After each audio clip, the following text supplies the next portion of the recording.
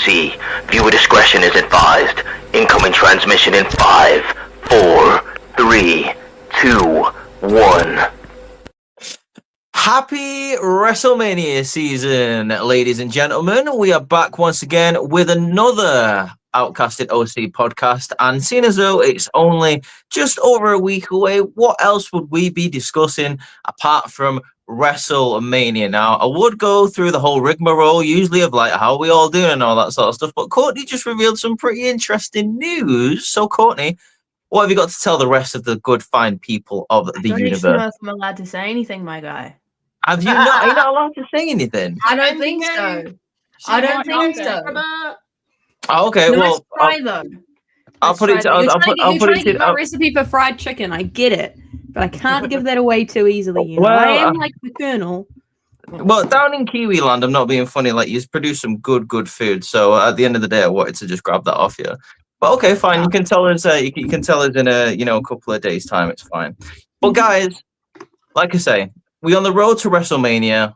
We have just passed the breaking point, in my opinion. Like, we've got some predictions next week, but there is so many things that I want to talk about heading into WrestleMania. Some people have got some bad things to say. Some people have got some good things to say. I've seen a lot of people make a load of videos and, say, they're a bit disappointed with some of the storylines headed into WrestleMania, that they're a bit half-baked, they're a bit half-cooked. So I just wanted to go over what we're thinking, the vibe of some of these matches, because I'm in agreement with some of them.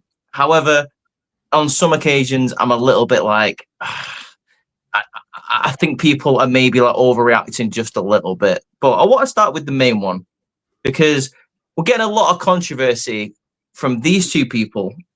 And there's a lot of people saying that we're not getting enough storyline content from them. They haven't been given enough TV time. When there has been TV time, it's been a little bit here or there. Oh God, of course, I'm talking about Charlotte and Tiffany Stratton. I thought do we have Can to I? start on the I just want to say before we get into this, I don't know if you guys watched this live, but I watched this live, and for me, this felt like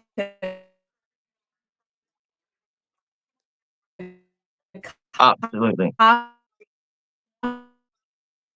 It was like low blow after low blow crash right in front of me that just I thought it was getting like it. Yeah, this was getting worse, and I was just like, I had my hands in my face. I was just in complete shock. I was like, how is this happening? I was somebody who was saying that satellite interview that they had, that was pre-recorded, but that should have never been aired. Like, how is it that they've let this happen again? Like, they're both. I've got so many thoughts on this, but I just wanted to just start off by saying that. You're very. No, I agree. Like, if it couldn't get any worse after that satellite interview, it got worse. It got worse. Like, I didn't think we could go any lower than the satellite interview, but somehow they managed to top themselves. Similarly, what I wanted to do while I was watching this interview. So, when you guys, was it the edited version, or did you guys see the full? So yes. Netflix cut it out, and then people were posting it on Twitter and that, so we managed to see it. Yeah, cool. Because I was gonna say, me and G couldn't watch it live because we had to go and find it. Right. Yeah. Okay. I was just checking really I right. didn't know. Yeah. So if we went back and watched it, we would have saw the edited version, so we wouldn't have saw that line that Tiffany did. So we luckily got to see, I think Santi posted his reaction to it, so we saw the unedited version. Yeah. And I saw a couple more on Twitter where it was the unedited version as well. So at least that way I got the full context of what was going on. Because I think if I saw the edited version, I would have just kind of been like, okay, there feels like something went missing there. Because like the cut version, apparently, they go the back and forth. It completely stops Tiffany doing the 0-3. She rolls out the ring, and then Charlotte's just stood there. They cut her audio out, where she says the cut out. That's why Kaiser's in my DMs. They cut the audio of that out, but she stood there like shouting at Tiffany, and we hear nothing. Did you see his response on Twitter to that? Oh, I'm sorry. Yep. The person who has come out of top on this feud, it's not Tiffany. It's not Charlotte. It's Mo fucking Kaiser. Everyone's now looking at Kaiser because Kaiser's just messaging Tiffany being like, hey, I'm in your DM. No, Did you it's say more the that? fact So- that people now know that Kaiser's bagged Tiffany, which is an absolute W in my Oh eyes. yeah. The response on Twitter, it was of Shawn Michaels being like, I can't remember who, Don't flatter Yeah, yourself. yeah, don't flatter yourself. I was like, fuck, that's actually so iconic. Yeah, My it's guy's the- turned babyface without even trying to turn babyface. Literally, Yeah, he got the literally. whole crowd backing him Yeah. just because he was like, "Yo, I'm gonna stand on business. How dare you say I'm in Charlotte's DMs? I'm in Tiffany's." And I then saw a lot of people commented on saying that- Tiffany's most recent reel saying, check your DMs. Yeah. I saw a lot of people saying that if Charlotte was in his DMs, it'd be a downgrade from Tiffany, and I was like, wow, Oh. you don't need to be like that. Damn. That is That's really not- harsh. That's a bit nasty. Yeah, That's a that's bit nasty. too far. But Mm. like, No, it's not too far. Screw Charlotte Flair. I agree. So, like, what I want to say is, I mean, before these two interviews, there was already a lot of controversy in terms of like the way Charlotte was moving. In my opinion, you had a situation there where you really felt like Charlotte wasn't willing to play ball with Tiffany, and Yeah. she was kind of resentful of how this match was probably going to be taking place. Because, in my personal opinion, I think, obviously, with the vast majority of the crowd trying to like tell WWE the right decision here is to have Tiffany retain. I think that's definitely the right way to go. But we never know with WWE. We've got another week to think about our predictions. But I think I think Charlotte can maybe see the writing on the wall. Maybe she Yeah. can see what WWE are planning to do. She doesn't seem very happy with the situation she finds herself in. I think it's a No. very selfish way she's going about it. I mean, before like we deep dive into it, I just want to give my quick opinion. Like we all know in the wrestling business, even when the heels are going after the baby faces, they're still trying to put each other over in a way where they consider each other a considerable threat, where they make each other look good on TV. Charlotte is doing the complete opposite of this to Tiffany.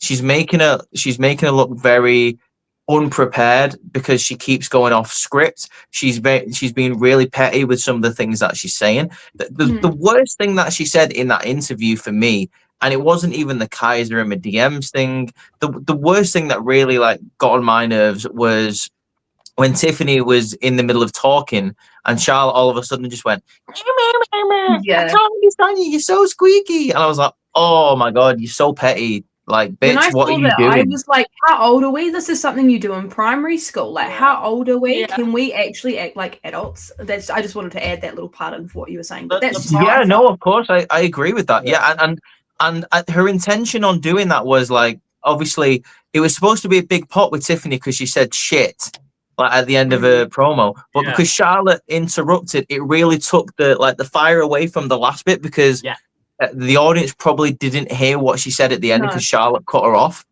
Yeah. And This is the other thing I was gonna say. It's the disrespect of, you know, I'm a veteran in the game. You need to respect me. Your promos are doing too good, so I'm going to quickly squash that situation by interrupting you. Let's see if you can pick it up. It's the I'm going to screw you out of this because I'm going to work for myself, which was awful. Oh, yeah. It was awful. It went that way because there is being a heel, there's being obnoxious, but you still let your opponent talk. And the way you do it, and the way I've always felt heels are good when they do that, is they have a great rebuttal.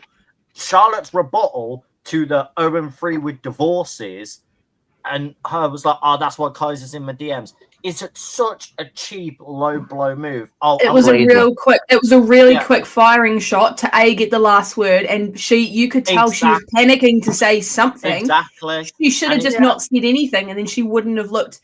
I know she looked really bad coming out of this, but throwing out that Kaiser line, that did nothing to make her look any better. It just made people realize that Kaiser and Tiffany are dating if you guys didn't know, which we already knew. Yeah. But what makes it worse for me as well in that situation, if you're trying to be an obnoxious heel and you're going to talk about Kaiser and stuff like that, she could have gone that extra effort with it, being like, "Oh yeah, Kaiser's in my DMs, but how many DMs were you trying to get in on NXT to even get a chance to be looked at?" You go that level of, you still bring it back to her work in the ring. You still bring it back to what she tried to do in the actual squared circle. Because at the end of the day, that's what you're selling. You are not selling us your teen drama back and forth. Oh, your boyfriend's coming after me. Yeah. We're not here for that. We're here to watch people beat the crap out of each other. And I'm sorry, this may come across really harsh, but Charlotte was meant to be one of the 4 horsewomen that are meant to be an advocate for women's wrestling. She took women's wrestling in that whole segment for me back a few pegs, and it absolutely sucks that Tiffany has to be on the hand of it because she is the new generation that is pushing the wrestling dynamic forward. She I'm is really so young getting- into the game, and it annoys me. I get I'm what really you mean, getting because like it kind should of. be- Sorry, Rhys, you go. I was gonna like just a quick jump in there. I was gonna say the energy that I'm getting from Charlotte is I'm afraid of losing my place on the pecking order. So I'm gonna Literally, try and yeah. sabotage people who are coming up. That's the energy that I'm getting. But go on, Connie. I was just trying to say, it just feels like, Ross has just said that, like Charlotte is technically considered a veteran when it comes to a lot of these newer generation women coming up from NXT. And these kind of people who are coming up from NXT that are going to be the next champions, are going to be the next faces of the company. They need people like Charlotte, like Becky, like Bayley, like Mercedes. They need people like that to help them out and hold their hand and give them the spotlight. It just, as you just said, Rhys, it just feels like Charlotte is too afraid to lose her spot. For me, I don't think she's ever going to lose her spot in terms of her accolades, right? She's up here. A lot of people are trying to get to her accolades, not just because she's a Flair, but because she's incredibly talented in her own right. Her career accolades speak for themselves. But what I actually think is she doesn't realize that there's a difference between falling out of favor as a heel and falling out of favor with the fans just because you're nasty. And I think we're starting to see that the latter of the two. She's starting to fall out of favor with the fans because of her promo. She's starting to fall out of favor by the fact that she's not willing to help people come up, or at least that's how it looks to me. It just felt like, these kind of promo battles, you need to have a really good dance partner with you to help you out. And it just felt like Charlotte just gave up. And I don't want to bring up past examples, but she did the same thing to Rhea Ripley at WrestleMania 30, and she's been a part of multiple different moments with Becky Lynch in her career where it looks like she's tried to sabotage her by throwing the belt on the ground. That satellite interview they had, there's been documented examples to show that when Charlotte Flair does not want to play ball, she will politic and she will just be like, nah, screw this, I'm not giving this person anything. And that actually really sucks as a wrestling fan to see somebody with the stature in the women's division of a Charlotte Flair just decide, I don't want to help this person out with no reason why other than jealousy. And she's just too scared that Tiffany is going to be better than what she was. And I don't think Tiffany will be, but because Tiffany doesn't want to be Charlotte Flair. She wants to be Tiffany Stratton. Tiffany Stratton, exactly. And it's she didn't play ball by, they both were wearing the exact same thing in the ring. So there was clearly no communication by creative to say one of you needs to change and I was listening to Dutch Mantel talking about this, and I don't know if you guys keep up with his podcast, but I really enjoy listening to him. He said something along the lines of like, if I was there, I would have told one of them they had to change right away because you need to be able to differentiate both the girls. If you had said to them, oh, it's the girl in black, they're both wearing black. So firstly, that was a misstep. That looks like nothing was communicated in that regard. And it was just the way that Charlotte was just trying to step over Tiffany. And a lot of people have been saying, oh, it was Chicago crowd. Yes, they are a vocal crowd, but I think everybody can see through the BS of Charlotte Flair. Everyone would have given her that reaction. They can see that she's not willing to give Tiffany the chance. And because of what happened in the satellite interview, I think somebody did prep Tiffany and say, hey, I think you do need to have something ready to go just in case things go awry. Was the comment about the divorces absolutely necessary? No, but I can understand where Tiffany came from. Going up against the likes of somebody with the stature of a Charlotte Flair, it must be incredibly intimidating and daunting, and especially when that person is not actually wanting to look like they're helping you. Tiffany is swimming in a current of water that's going against her. She's you're definitely going into a situation there where the person who's supposed to be the person that is going to be helping you get through your first WrestleMania main event is trying to undercut you. This is her first WrestleMania match. Yeah, exactly. It feels like Charlotte has decided she's like, I don't want to. You can see it in her eyes. She just doesn't have wanna that help. same. Exactly. She just doesn't have that same want and drive and need to help people. Listen, there was It's someone like we else talk who about used new to do stars. that. How are we supposed to get new stars if people aren't willing to help? She had the likes of Nikki Bella helping her. She had AJ Lee helping her. She had Paige helping her. She also had Natalia helping her. Charlotte Flair wouldn't be where she is if she didn't have people helping her along the way. So why is it that you get to decide I'm not helping the next generation? How are they supposed to, It just there was someone there in the just- 80s and the 90s who used to use the phrase "that doesn't work for me, brother," and that's the vibes that I'm getting from someone who wants to undercut the talent Charlotte underneath Flair them. Tiffany thing is like an iceberg for me. You can see this much of it, but the underlying consequences that come from everything is the iceberg under the surface. Yeah. There is so much more that we don't see. There is so much more nuance to what her behavior says about how she feels. If she doesn't want to be there, why is she there? Like, she was on a talk show earlier talking about like how, she's gone through a lot personally and, her third divorce has taken it out of her. And I'll never take that away from her. But if you're not ready to come back and you can't, you don't want to help people because you don't feel like you're going to be in a positive mindset, like don't push it. Come back when you're ready, not when you feel like you need to be there.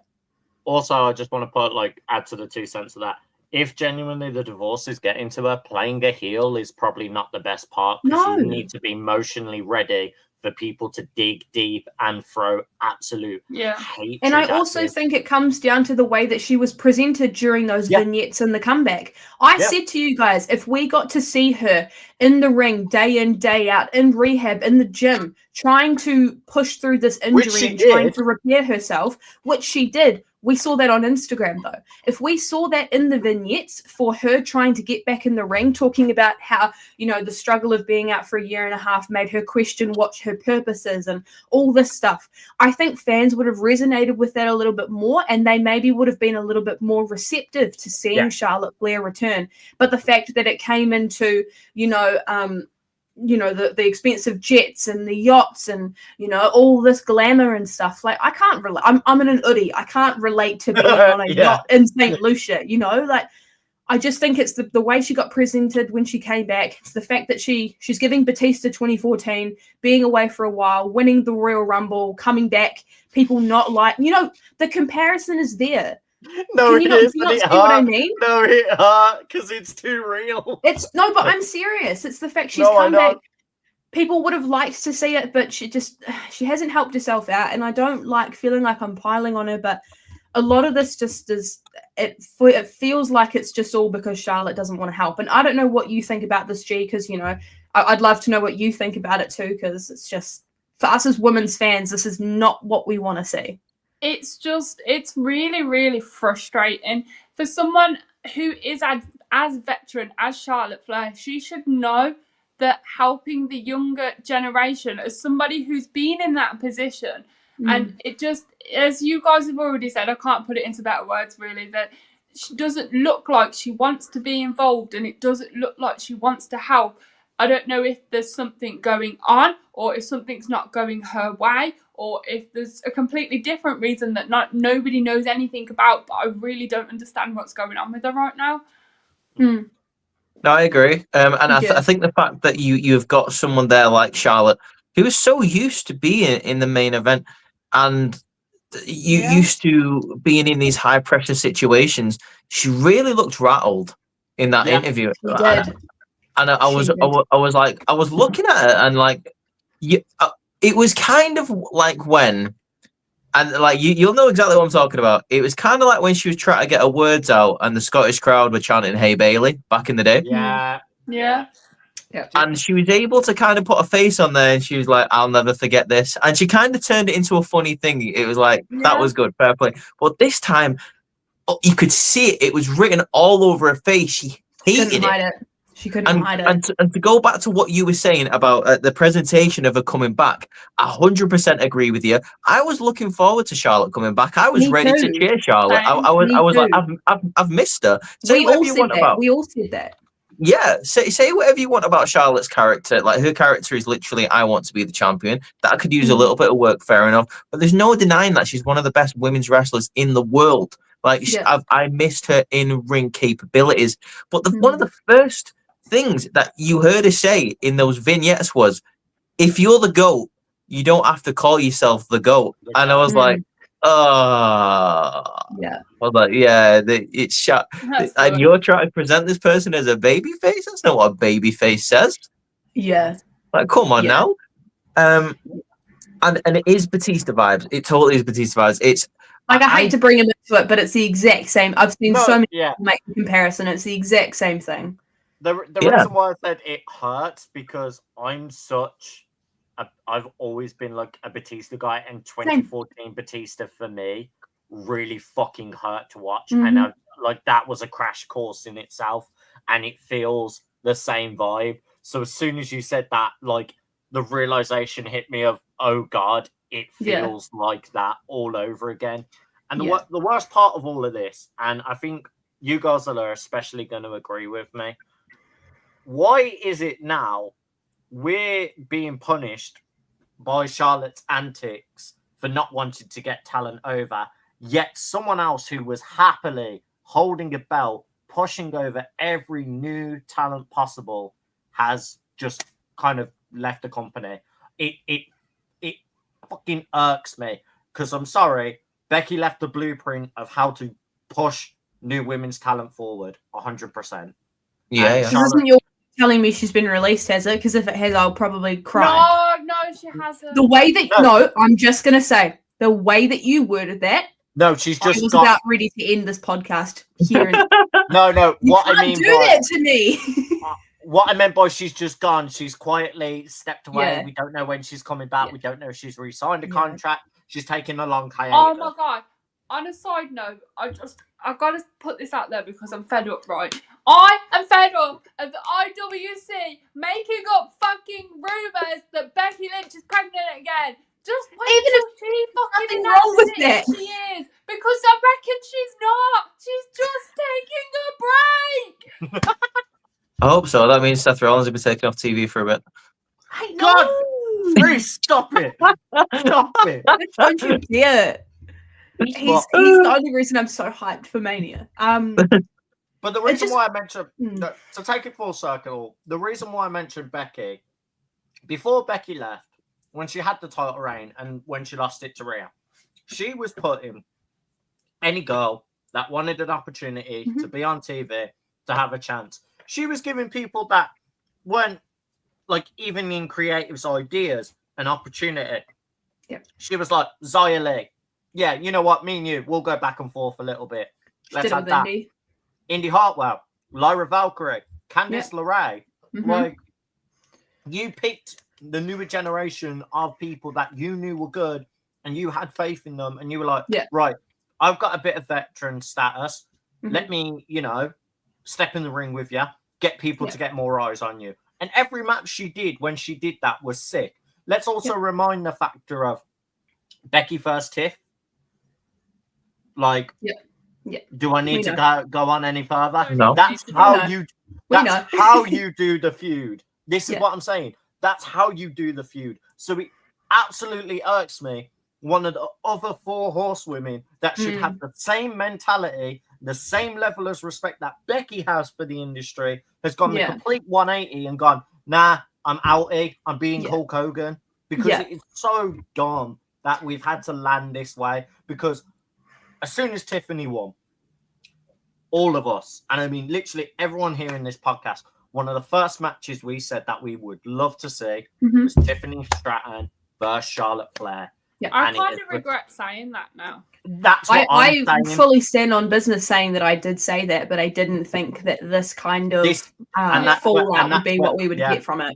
And this is what I'm saying now. This is like the hardest crash out you've nearly had me on a podcast, because I am that worked up about it, because we all spoke how highly about this match, and goddamn what a dumpster fire Charlotte has turned this into, which is not good. I just want to piggyback on your point really quickly about Becky Lynch, and I think you will understand where I'm coming from with this point.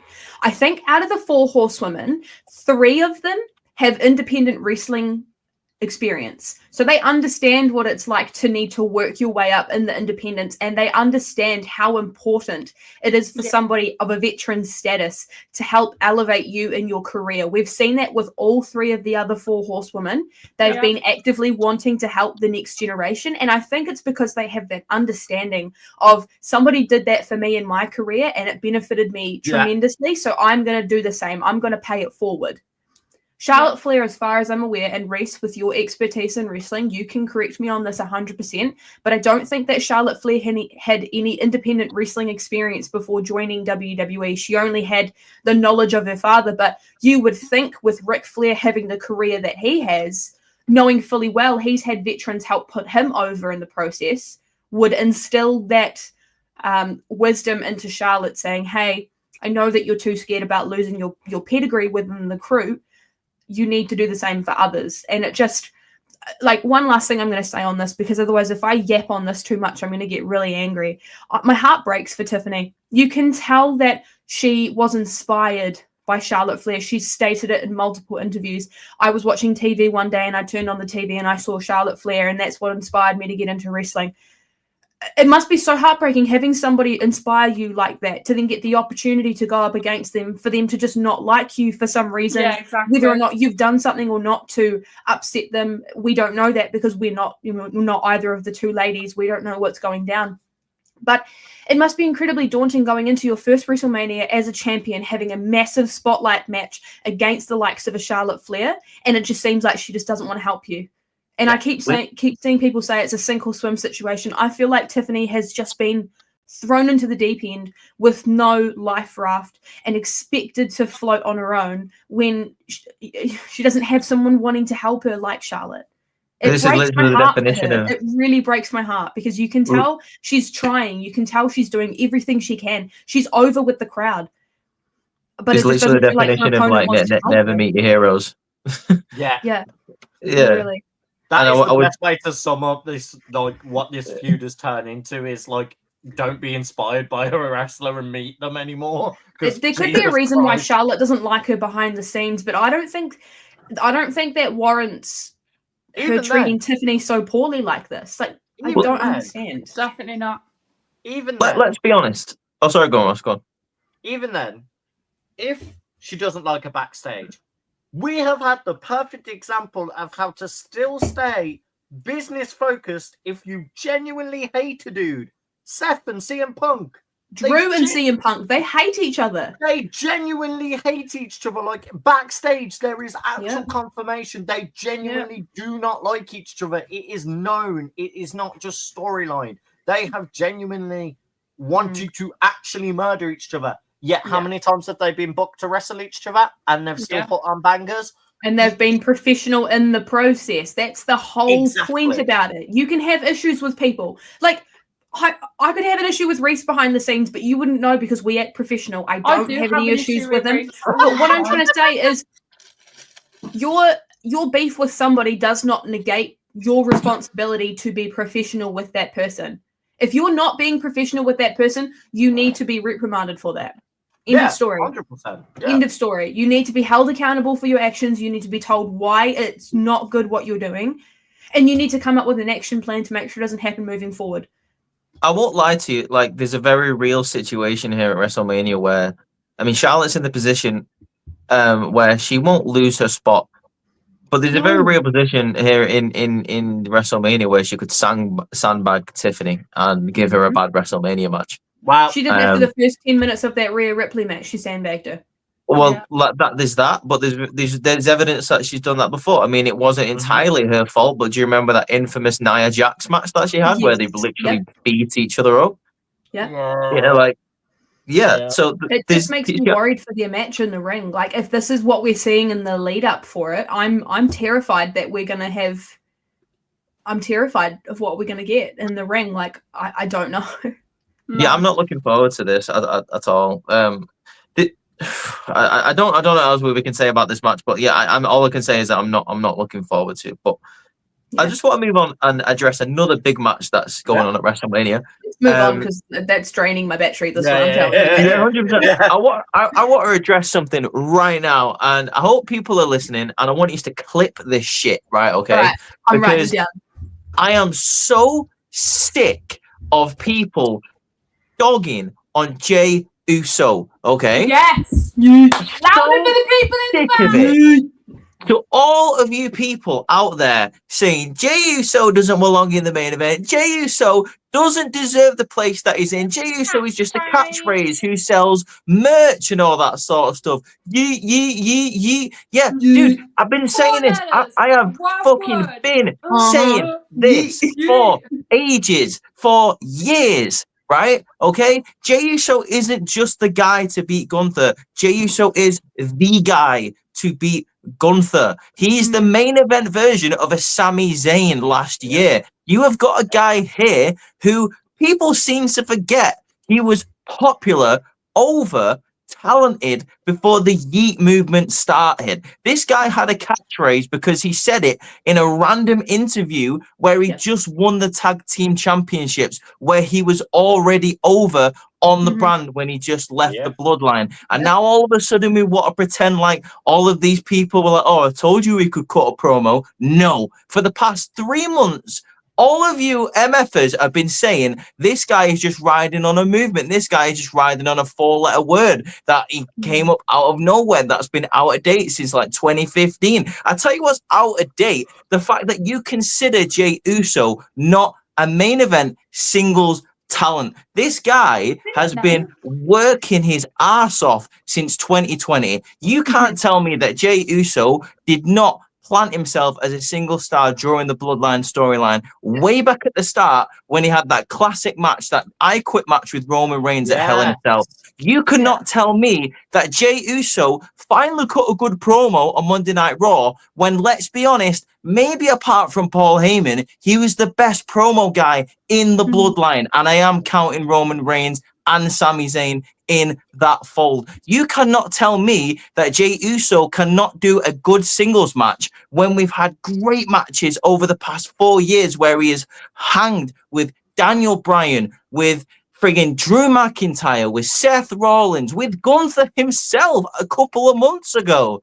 And all of a sudden it's like, oh, Jey Uso now, he has proven himself. Do you know what? I can see him now in the main event. Get out of here with that nonsense, right? If you are coming up with this information that all of a sudden Jey Uso has earned his stripes, you clearly have not been paying attention for half a decade of wrestling. I'm sorry. It's absolutely ridiculous, the fact that some people consider him to be just a tag team guy and he's only lucky because he's got a cool catchphrase, some sunglasses, and a t-shirt. Hell no. Jey Uso has been amazing. You have got the Uzi promo that he was a part of. The best promo that he probably cut was when he was in the ring with Reigns, when he was like, I hate you. I hate you. I hate you. You've done. It was so good. How are you saying this guy hasn't put the work in the ring, in vignettes, on promos, on the microphone? It's insane to me that people are all of a sudden deciding, oh, I'm going to stay quiet now because for the past 3 or 4 months, I've been talking a load of shit about Jey going, he's only a catchphrase, he's only this and that and the other. And then all of a sudden he cuts an amazing 100% foolproof promo on Monday Night Raw. Where are all those people now? Where are all those people now? I'm asking you. That's it. That's what I wanted to say. No, I get it. I get it. It's hard. Like, you know, you want the best for people and you can see that there's somebody grinding away in the background really like quietly like Jey Uso has, and then they finally get their flowers and people still have something to say about it. I think a lot of people are just saying something because they like hearing the sound of their own voice, not realizing they actually aren't speaking on logic and what they're saying. I saw Jay's talent even when he was still tag teaming with Jimmy. I could see it. Like I can see it with Montez. You know, he could eventually be a singles person as well. Like you can see the singles ability within somebody. You're like, okay, like if they did get the opportunity, I could see them thriving, and that's exactly what he's doing. Yeah. Are we forgetting that Jey Uso was probably the best choice to beat Reigns for the title, but for some reason he didn't at SummerSlam? Are we forgetting for 7 or 8 months at the start of the bloodline, it wasn't Jimmy and Jay, it was just Roman and Jay. Yeah. Because Jimmy was injured. Yeah. Like him, Paul, and Roman were the 3 reasons why the Thunderdome was interesting for the first 4 or 5 months, because Just it was missing them that. telling a story. Yeah. The right hand man, where do you think that comes from? That doesn't come from a tag team. That doesn't come from a yeet. Right hand man comes from 5 years ago when Jey Uso was battering people on SmackDown because he was trying to build himself up as Roman's guy. Yep. Full circle moment, guys. Long-term storytelling. You guys want to like ride Triple H's meat about long-term storybooking and how you love it so much. You're looking at it right there. It's staring you in the face, and for some reason, you're getting all over TikTok, all over X saying, "Oh, Jey Uso hasn't earned his stripes as a singles guy." Where have you been? Where have you been? It's not even about the long-term storytelling. It's also about someone who just deserves that spot that they've obviously worked towards for a very long time. Like, people can go ahead and pull the, it's long-term storytelling trope. It's literally, for me, it's nothing to do with that. It's this guy has been working his ass off for years. Of course he deserves his moment in the sun. Like, let's also just put it this way, right? So this is really interesting that we've landed on this, and Reese had the like full crash out like rant there. Yeah, he had the crash out. You haven't yet. I'm still waiting to see that. Yeah. I haven't yet. It's close. There are things that nearly got me. Is there anything in the Mania card that could potentially make you crash out? Yes, 100%. I think I know where we're going with this one. Well, yeah, you'll find out when we get to that. Yeah. Basically, where I want to add to this is it's really interesting we get to that because, Reese, I have to recommend you a YouTuber and a video they did. They did a 2-hour long speaking of Cody Rhodes finishing the story, and it's not even about Cody. It is mainly about Roman. No, you didn't. You watched it in bits, but you didn't really watch it. Hey, look, it doesn't matter. She watched it.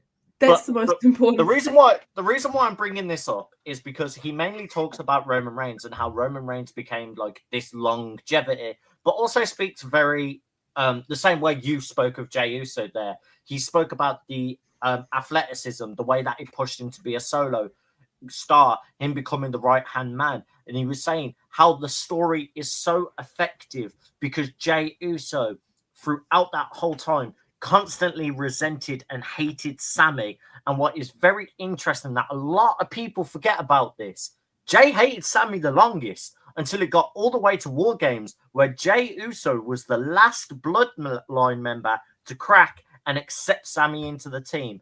Yeah, fact.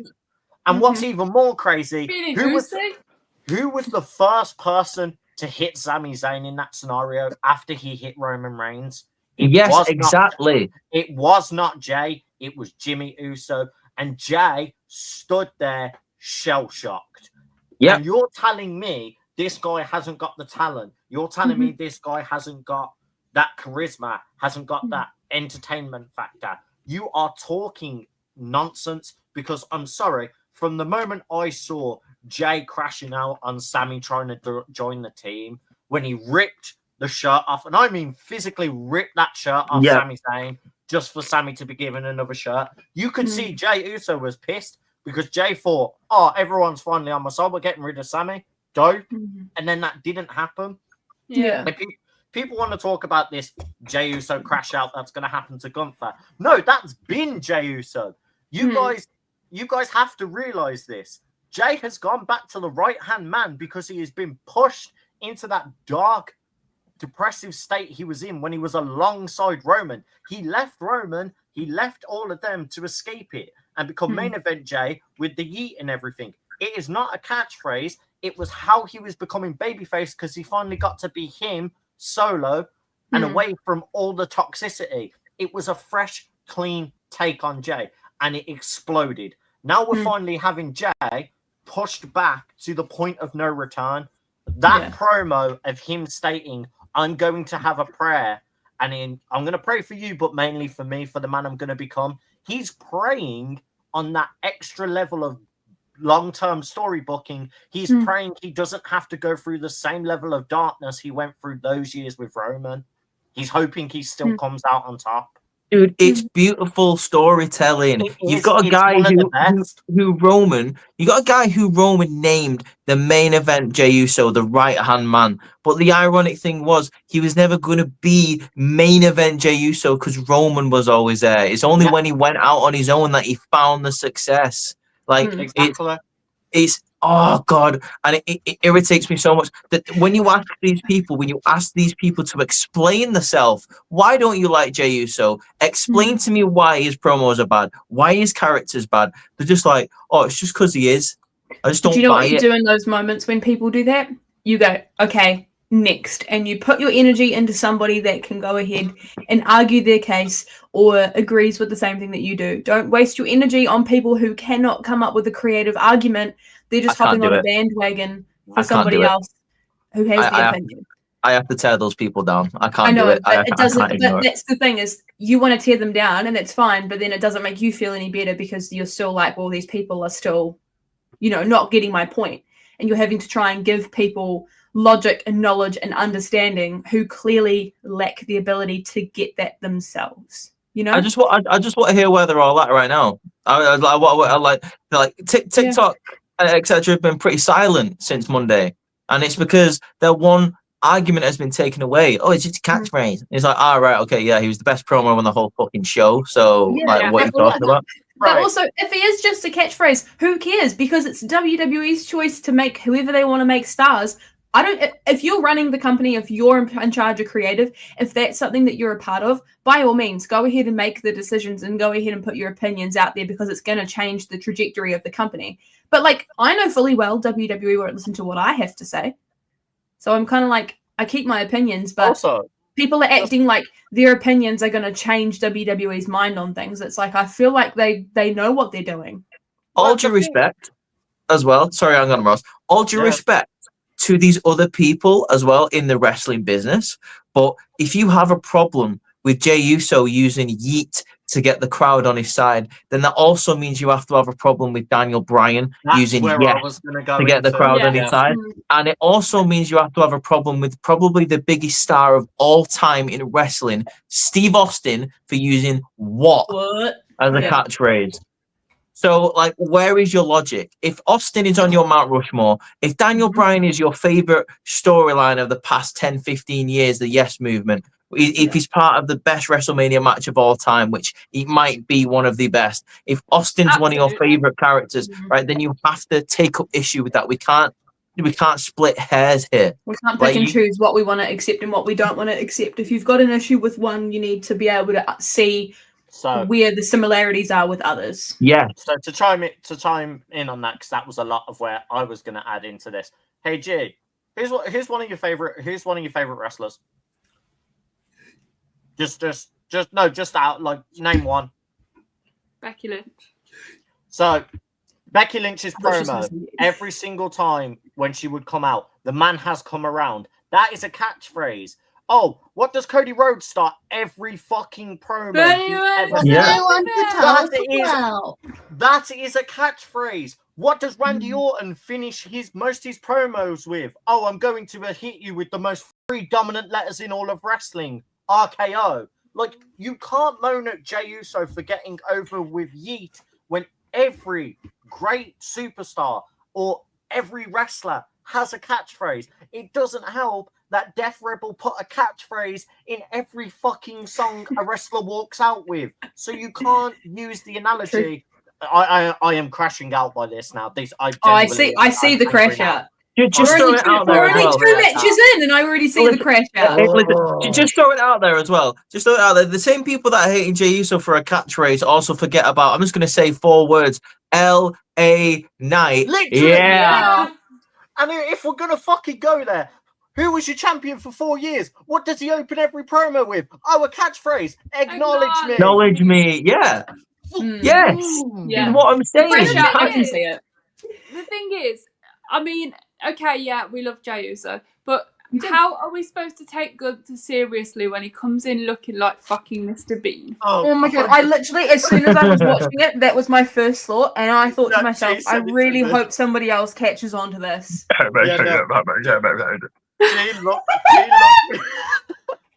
G looked me dead in the face and just went, why does Gunther look like Mr. Bean? And I had to do a double take, and I went, why have you done this to me? So the He's like, next I morning, have my own Teddy. And then Ludwig Kaiser comes out and he's dressed as Teddy. Did you guys not see,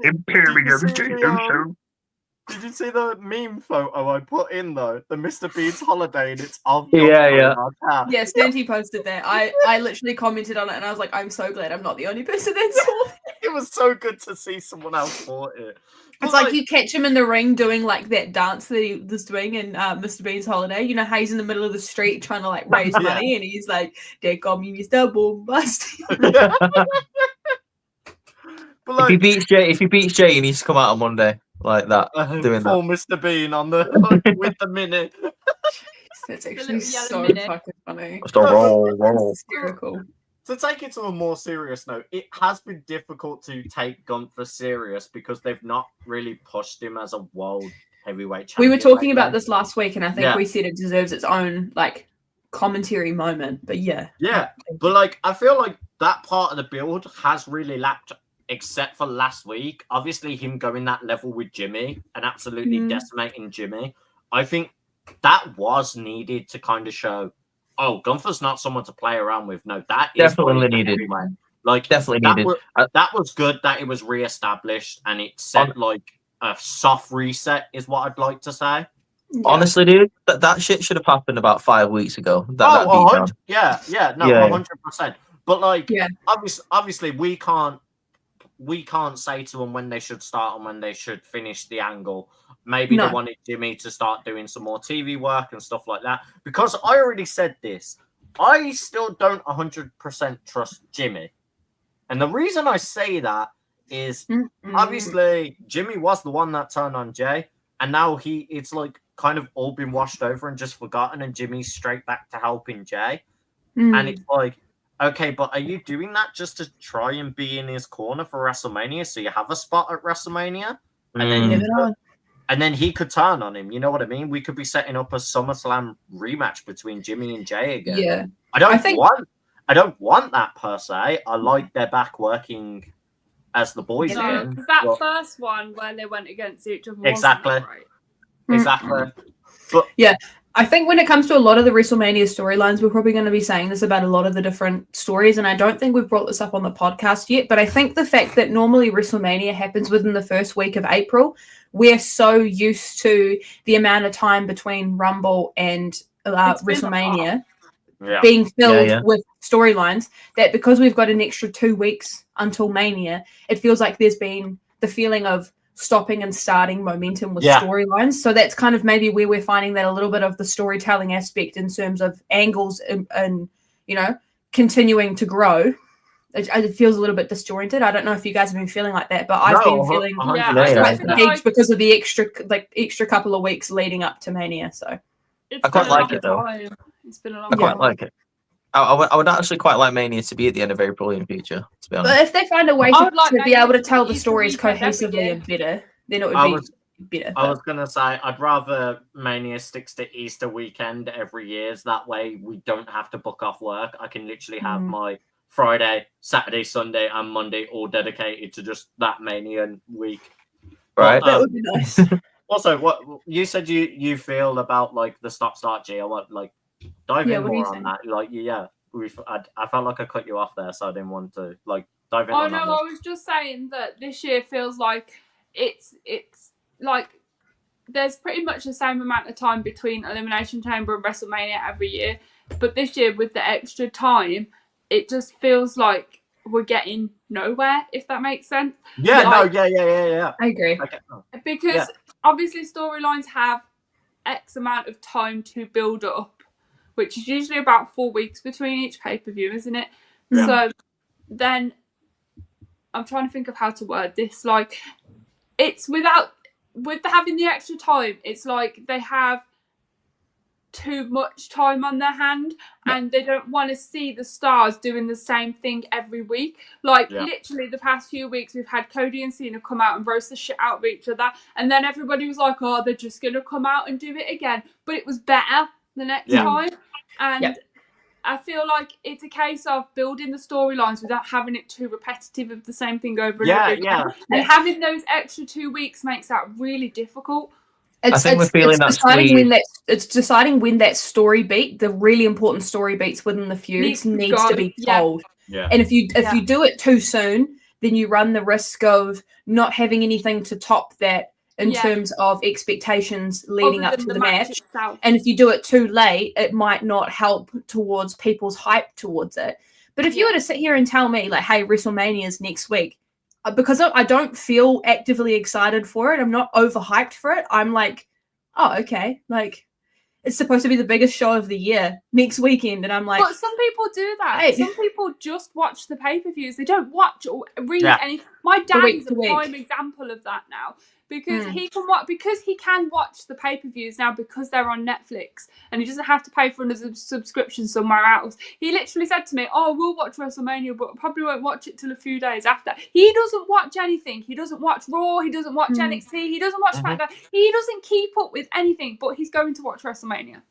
And that's the reach of Netflix. I think that's the really cool thing about it. But I also think WrestleMania has always attracted people that are not proper wrestling fans because it is that big spectacle. It's like the same as like the Super Bowl. Don't get me wrong, I'm not a massive NFL head. No. But if the certain music acts that are going to be playing at the Super Bowl, I'm going to be interested. Like that's how I explain it to non-wrestling fans. Is I tell them I'm like the Rugby World Cup of wrestling, or like the Super Bowl. I'm like that's how in people's minds you make it sound like as big of a deal as it actually is. Like, because we're all wrestling fans, we understand how important WrestleMania is. You know, it's the culmination of feuds, the continuation of feuds. But for non-wrestling fans, they don't know the gravitas of how important this is. Yeah. So to make it sound like an event that they know that is really important, i.e. like the Super Bowl, when you say that, they then go, oh shit. And then you're like, yeah, that's exactly why. It's just, it's not on the same scale, but maybe this year, because this is the first one under the Netflix era, it's going to have an even bigger reach. You never know. I agree. I do agree with that. It's going to be very interesting to see where the dynamic of the WrestleMania goes because of that being the Netflix. But this is where it was going to land into one of the other feuds I was going to talk about as well. Yeah, I was literally just about to say, like, Ross, like you want to have like a say on something that's going on. You go for it, dude. Yeah. So one of the feuds I feel has kind of just came out of this Netflix era because of a lot of stuff that's just gone on in a very quickly rushed storyline because people are interested in it because it's fresh and people are going to see it and be quite confused. This El Americano. I was just about to say that. We talk about this because what the hell? Like, that's came out of nowhere. It's been quickly developed because it's been on Raw. And I genuinely, I hate to be this person, but I genuinely just feel this feud, this match, is just to get Rey Mysterio on a Mania card. I agree. I don't know. I just don't like it. And I'm sorry, if the guy is, like, we know it's Chad Gable. We're not stupid, even though they're playing into it. Like, we're not stupid. I haven't seen Chad and El Americano in the same room before. Yes, you did. Yes, you did. What? When? They showed it on. They showed it on Raw when he was backstage, and it was like, "Oh, you sure you weren't dressed up in a luchador?" Guys, I didn't see being interviewed, and he was getting dragged up, like El Americano was getting dragged away. But it sounds like the name of like a Starbucks. I do El remember Americano. this. It was the very first week that he was introduced, and people thought it was Phoenix for some reason. Yeah, people thought that was Rey Fenix, and Rey Fenix would not stoop to a stupid ass gimmick. You could have literally had a battle of the Rays at WrestleMania, right? King versus King, or you know, Rey versus Penta. If you wanted a luchador match, there are so many better luchadors. You could have done Rey. Penta's in another match. You could have done Rey versus Dragon Lee. Yeah, and I'm gonna crash out about that match because it's fucking stupid. Wait, which one? The fatal four-way between Braun Breaker, Penta, Dom, and Finn. That spear though, holy shit! Oh, the Carlito one. Yeah, I've seen it from multiple different angles. I'll see if I can find the one. I think I saved it on Insta. Carlito died. They're holding a funeral service for him next Monday. Right? Sorry, man got ended. That was personal. I think Michael Cole got hit in the face with like a piece of his rib cage. yeah. Honestly. Man hit the Mortal Kombat fatality and didn't even apologize. I don't know if you for guys it. have seen this one, but I've just sent it to the Instagram, or from Instagram to the WhatsApp, Yeah, from like yeah, a different angle. It's insane. But like, Shout out to Bron, dude. yeah, I was gonna say. So this whole thing, the reason I get really annoyed by this is because they've shielded in Dom and Finn, and I'm gonna be this guy. Finn could have won a lot freaking sooner. Like, Finn could have been in this scenario a lot easier. Not have Dom involved. None of this shit. Do you know, and I think I said this to you, do you know Finn was supposed to be the one to beat Edge in that match 2 years ago? Yes. Old mate McMahon changed the match ending the day of. Yeah. Because How does that make? Does that make you want to crash out even more, Ross, knowing that your boy was supposed to win? Yeah. I'm still salty about that. If you were sitting in hair and makeup for as long as Finn was, to be painted like the demon, to then get 16 stitches through your head because you had a ladder fall on your head, to then lose, I'd be crashing out as well. Right. He still should have won. I'm gonna talk some real shit. I'm gonna talk my Let's shit. go. Let's go. So I saw a perfect TikTok today. Shout out to Paul, who always watches our pod. He tagged me in it. Someone was going around interviewing people at the O2. Yeah, you can put your pillow there. I don't give a shit.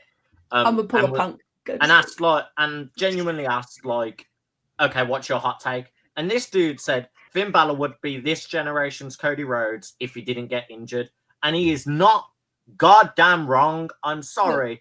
Finn was the most over guy in that time, and Vince McMahon decided, because one injury happened, we're going to sideline him all these years. I'm sorry, Triple H, you are now booking him. He is your guy. You built the freaking company on him. You had him have the NXT belt how many fucking times, and you still haven't considered him for a world title? You shut the damn hell up. You can't call him average or mid because he's not. He carried a whole generation. Do you want to know how many wrestlers that have now been hired by WWE because he created a fucking faction for them? For real, Hikaleo's supposed to be getting a push. He made fucking Bullet Club. Your Tamatonga wouldn't be in fucking. Can we also talk about how he's trained like 3 out of 4 of the Irish wrestlers that we see these days? The Becky Lynches of the world. Literally. Lyra Wynn trained there as well too, and JD as well. Yeah. This is why I crash out. You have the greatest Irish wrestler, one of the greatest veteran talent, and you treat him like dog water. Yeah, it's not good what they do to Sheamus, is it? Sorry. Sorry. Oh, wrong time, but wrong time.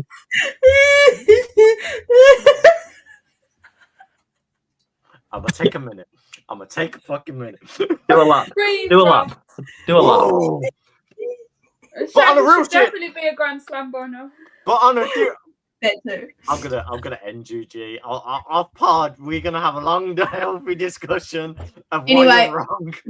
But on a real shit, if Finn wasn't in this match, I would have 100% said it's a Dom win because Dom deserves a title run. Dominic has been working his fucking ass off. He has been an incredible heel, and the storyline has been perfect with him. Inserting Finn here feels just dumb because they want to do an angle of breaking up Judgment Day. I think that's what it's going to be. It is. But I don't care for that because Judgment Day now being a mid-card group, you can keep them as a mid-card group for a bit because it doesn't make a difference anymore. Liv and Raquel are just being Liv and Raquel. They don't need to freaking worry about Judgment Day anymore. No. Dom wins the IC title. He'll be a solo star and ignore Judgment Day anyway. So they don't need to break up because they're just going to naturally go different paths. The only person who's going to crash out or get pissed off will be Finn. And what about JD? Well, JD's not. He's just got a big head. You can't say that about a geezer that nearly died, man. Come on. Not the Funko Pop comparison. Yeah, like, chill. Fucking hell. The way that you just said that, you're like, yeah, it's just because he's got a big head. Like, as a fellow Judgment Day member would say, that's not cool. Yeah, that's not cool. That wasn't cool. Well, I mean, his funeral's this week anyway, so. Oh, yeah. No. Dead. Yeah. I just think Judgment Day just hasn't been the same since No, it the hasn't. previous And this incarnation of is- Judgment. And this is what angers me, because you lined it That's up. right. to be Ed should thin. be back in the Judgment Day. He might be Carry after on. getting turned on by FTR Nah. over the weekend. Just fucking move on, because I'm trying to fucking actually talk about. Nah, this you're gonna point. crash out way too much. We can't have that. No, I it's want to hear fine. this. I want to hear this because for once, me and Ross agree about Finn Sorry, Balor. me and So. G we're just. Yeah. Me and Ross Yeah. agree about Finn Balor Oh, for look once, at so I'm CM intrigued. Punk edits. Oh Fuck yes. CM Punk. Hey, be Oh, nice. Yeah. Sorry, fuck the guy that literally screwed over half a whole company. You know. Sorry, let me just talk about an actual good wrestler, Finn Balor. For safety reasons. Yeah. Boo. Boo. Right. Let's move. Let's get back on to this. You'll worry about your safety in a damn minute. He had a staph Ooh. infection. What a baby. Anyway, carry on, Ross. Wise up, team. So the thing is, the crash out I have is you can't take someone who knows how to be a leader, led the greatest faction of professional wrestling. Yes, I don't care. That is a biased opinion, but for me, Bullet Club throughout all its era has been one of the greatest factions that have ever been created in wrestling in general. That's true. Fact of the matter. And you're telling me the guy who came up with the idea, the guy that functioned it, the guy that started it all as a leader, you can't make him lead a group of, Dominic Mysterio, who's been taught by arguably the greatest luchador in the world. Carlito. Andrade. Sorry. I'm going to kill you. I swear to God. Carlito. A very over veteran that is also great in the ring. Raquel and Liv that don't need literally any pushing because they're already over with most of the fans because it's Liv. Like, I don't need to say more. That faction runs easily. All you needed to do was make Finn have consistent, concisive wins and Finn be the mouthpiece more and push the actual group to be like, these are our targets, let's get it done. I get the idea that they want to do a faction of no leaders, but you can't do that anymore. When you lose two powerhouses like Rhea, like Damien, when it was Damien, Rhea, and Finn, and Dominic, it made sense having no leader because all of them were strong enough on their own to stand their own ground. One of them could make a decision, and the other three would agree. That's a good one. Let's go with that week. And then when JD was added, that's Finn's protege. So on the goodwill of Finn, it made sense to have JD in there. And JD was taking bullets and strays for all of Judgment Day. He would be catching strays. It just absolutely boggles my mind. We've been put in this match where Dom and Finn, that could have easily had a one-on-one fight, has now been thrown into a fatal loser leaves four-way. Judgment Day. Yeah. Like, just thrown into a fatal four-way because, there's a title picture there. It angers me because Penta just feels like he's just there because he called it out, but now he's got to deal with two other people that have been inserted into it for no apparent reason. So it diminishes Penta in this, and this is Penta's first WrestleMania feud match, and he doesn't even feel like... It's bronze as well, too. Exactly, and he's the champion, and it doesn't even. He feels like an afterthought again. Yeah. And that's where my crash out is. You've got such an incredible talent in Braun as a champion. Look what he did to Carlito. The whole thing we're talking about is Braun doing that to Carlito. He could do that in the ring against all four of those guys, but I'm still not going to be like, I believe Braun's going to win because I'm just going to now, in my mindset, I now have to sit there and be like, right, it's either going to be Dom or Finn or them two are going to cancel each other out because one of them is going to get upset with each other. Yeah. I just want to say one thing, Ross, and I think that this will be another crash out moment for you. So if we're talking about like OG Judgment Day, you've got the Rhea, the Damien, the Finn, the Dom. That to me feels like black and gold NXT. Yeah. You Judgment Day feels like NXT Colorful 2.0. No, 100%. I'm not even kidding. No, be very, very careful how you talk about 2.0 Court. I was So going you to dare say, disparage Von Wagner and Andre Chase. I was gonna say Mr. 2.0 lover there. Woo! Mr. Yeah. Two. So you're saying of Black and Gold NXT. I had the perfect analogy of that. Hmm. OG Judgment Day was Undisputed Era in their prime. When they first put them together, they were on that same level of Yeah. you were over with every star there. Anytime that star stepped in a ring, didn't matter who it was in the group, you were glued to it because you knew the rest of the group were going to back them. It was going to be a story and it was going to be interesting. Soon as Judgment Day started changing and the new group came, it was when Undisputed Era randomly got broken up because Adam Cole turned heel. And we had that Kyle O'Reilly trying to be Kyle O'Reilly. Bobby Fish did one match and then dipped. And then Roderick Strong kind of just got put in Diamond Mine. And Roderick Strong did well with Diamond Mine. But then that failed as well. Like, it's lost its direction. You've lost such a core group. Like, I would have just been happy as soon as Finn betrayed Judgment Day, it was done. Like, they made a whole new group name, didn't keep it as Judgment Day.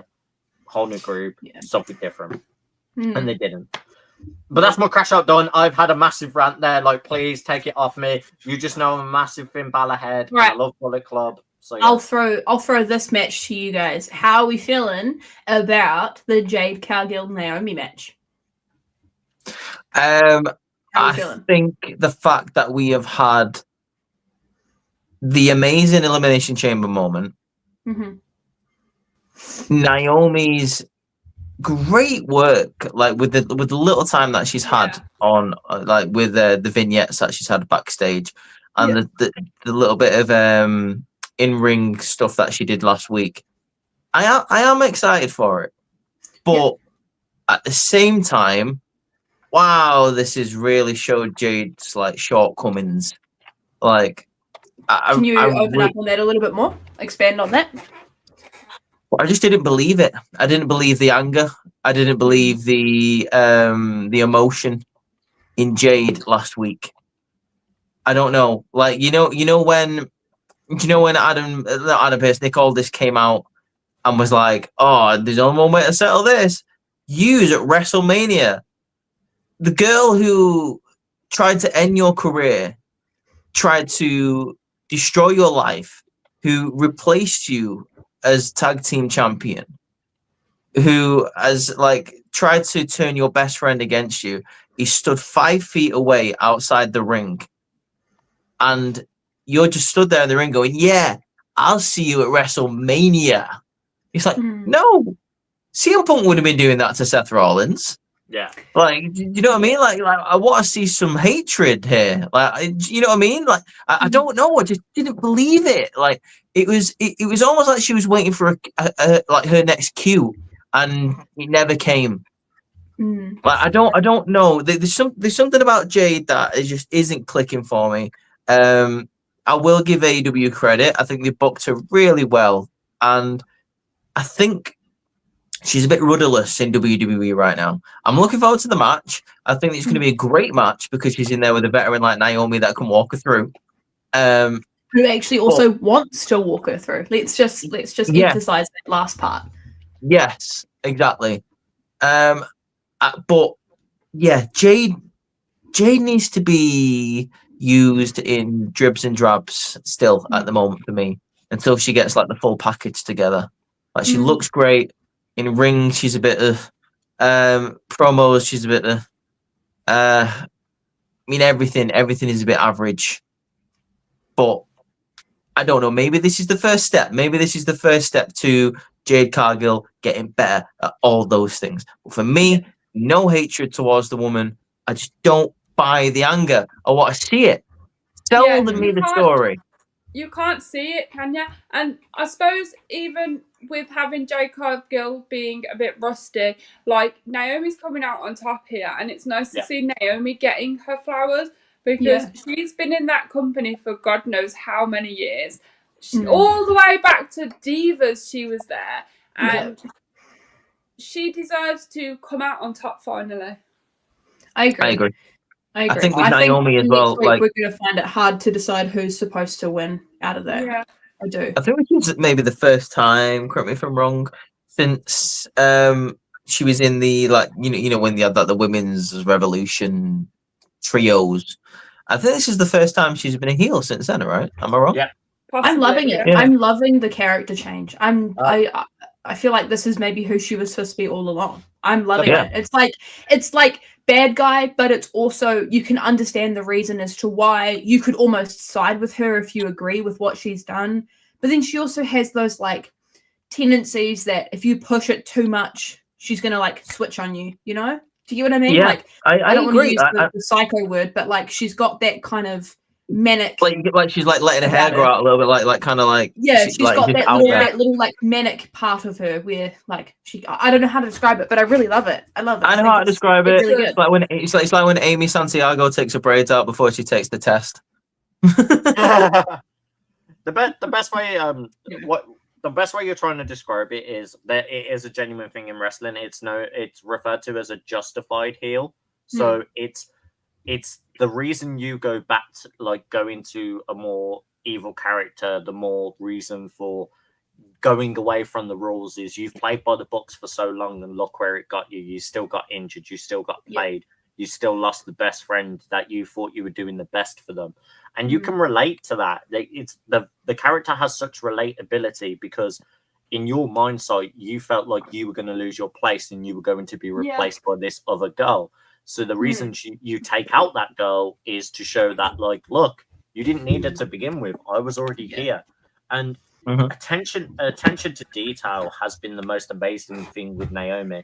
So I don't know if many of you guys noticed when she did the promo, she had one of the razor blade necklaces. And in alternative culture, that's very much like a mental health awareness where it's basically saying it's cut her deeper than you're actually thinking. It's emotionally destroyed her as well. Like she didn't want to have to do this to Bianca and Jade, but she had to. And her crying on command in that promo, like amazing props to her for the acting in that and making it so more believable and real. Like, but on the same note as what Reese said, the hatred Jade should have in this didn't feel like it came out at all. It's like I can't wait to see you at WrestleMania where I beat your ass. Like I'm coming for you. It's like she's saving all of that for Mania when like the anger that we want to see is like you want to rip her head off right now. You don't want to wait till Mania.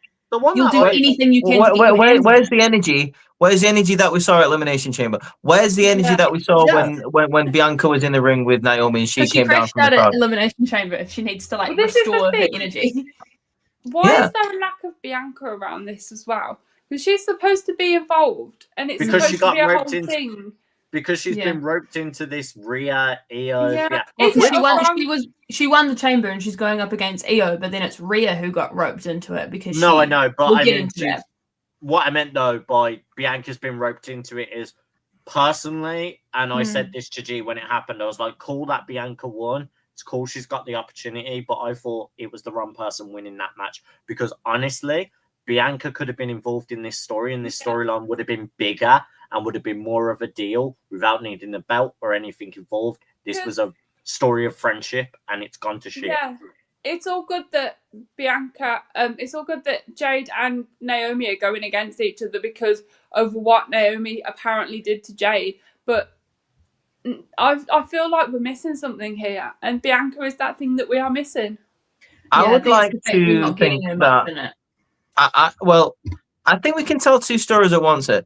Because if we analyze the Rhea and Io match for a moment, like Bianca's kind of acting like a bit of a cocky one in that. Like I could totally see Bianca maybe not turning heel, but like turning a bit towards the dark side, like being less of like hooray, I'm the baby face, like, and then maybe that would make her more sympathetic to Naomi's cause.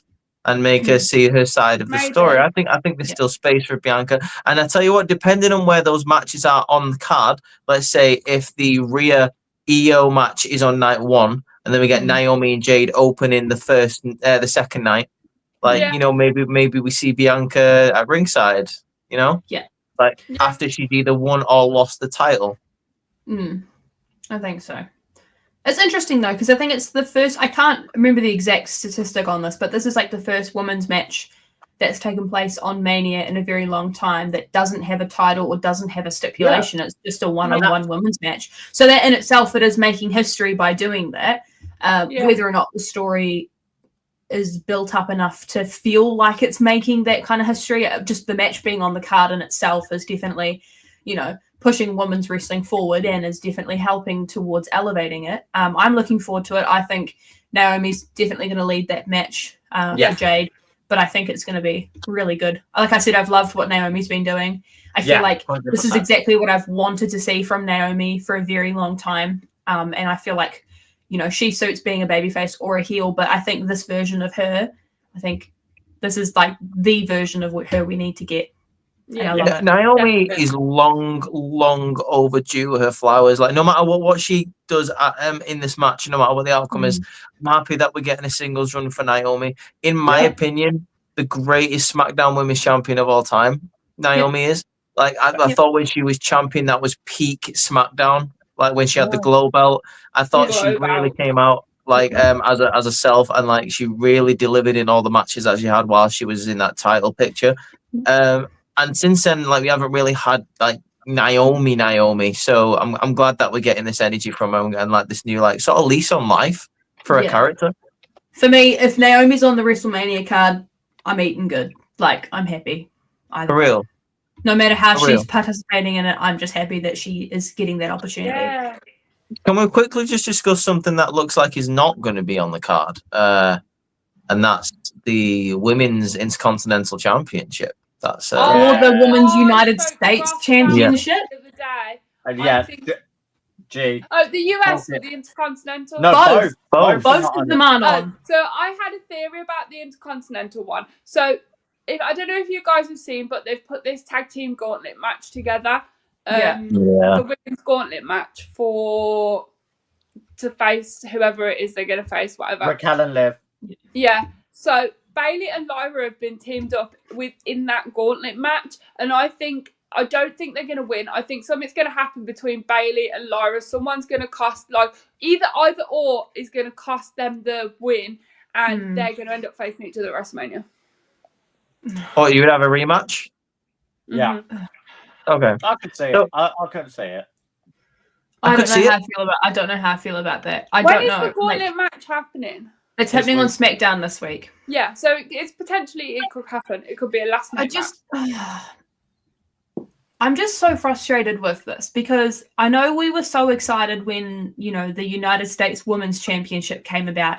And I think we had the conversation of maybe we just have one women's mid-card title because I feel like they're not going to put the attention and energy into two. Yeah.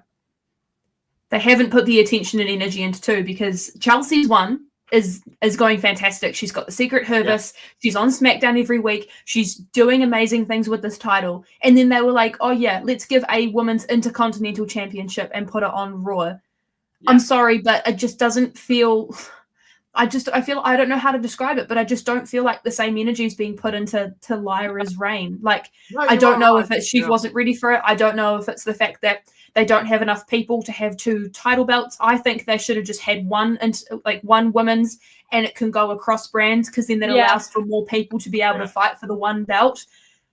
I'm disappointed that it looks like that these belts aren't going to be on Mania. They could be, but if it is, it will feel like an afterthought because it's only been given a week to be built up for it. And it's like we were so excited for these. We'd been asking for these for so long. And it feels like every single men's belt, bar the tag team titles at this point, is on the card. It's like, why can't... I don't know. I think we should try and get at least one on the card. I mean, can we not have a ladder match for the women's IC title or something? Like, come on, I don't know. I feel bad for Lyra because you can tell that this means a lot to her, but she's just not getting the opportunity to show herself in this way. And then I've seen a lot of people saying that Lyra shouldn't have been the first person to hold it. I think it's a combination of the fact that Lyra's not getting time, but also like WWE just isn't pushing this belt as much as they're pushing the other one.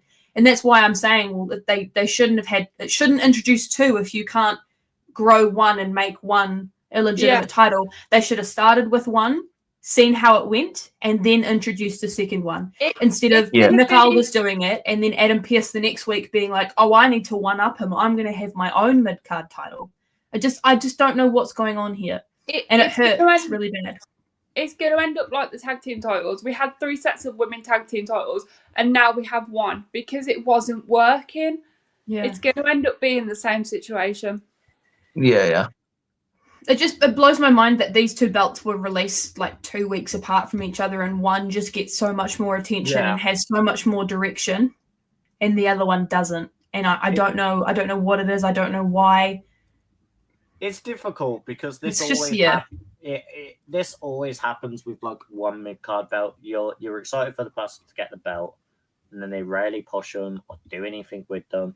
Like Yeah, perfect one that me and G always bounce back on, and one that we completely agree really sucked for us was when Finn was the original US champ, and the constant feud was Damien versus Finn versus Damien versus Finn, back and forth. And it was like, we get you're trying to do this frenemies, enemies, friends angle that would slowly then become the Judgment Day.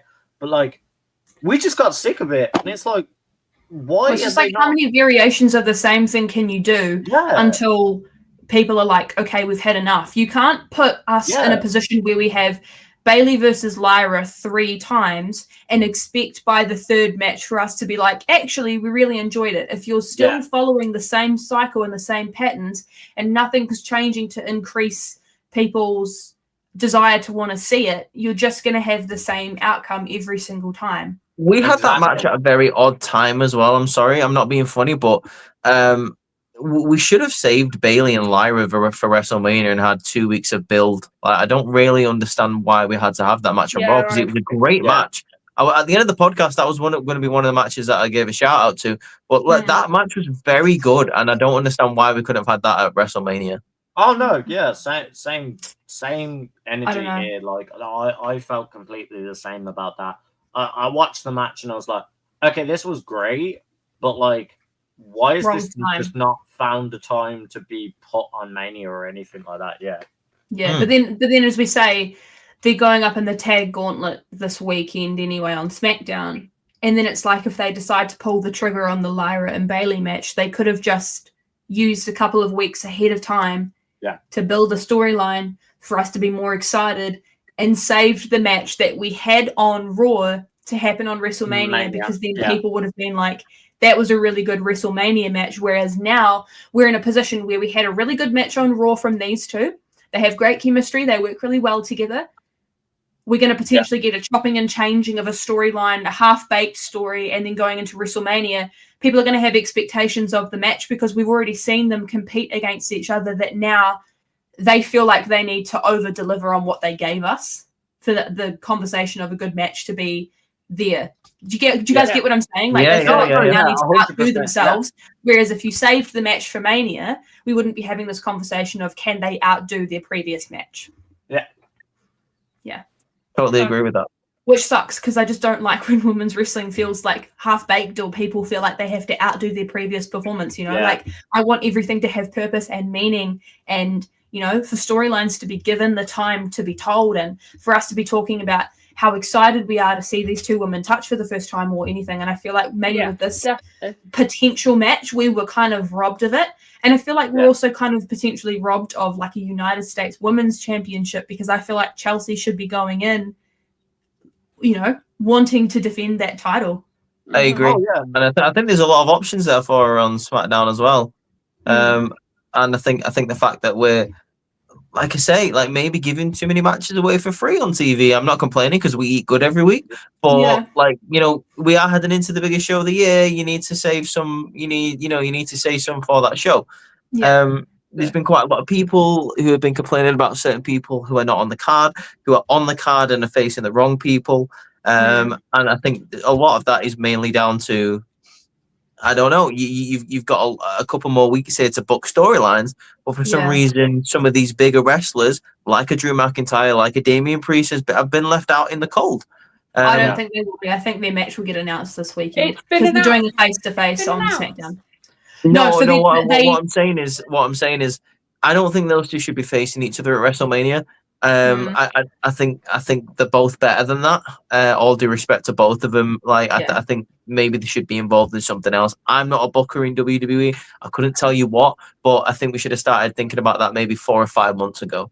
So they both had vignettes on SmackDown last week where they were talking about each other, and now they're having a face-to-face interaction this week on SmackDown, which is ultimately where I think, there we go. Announced.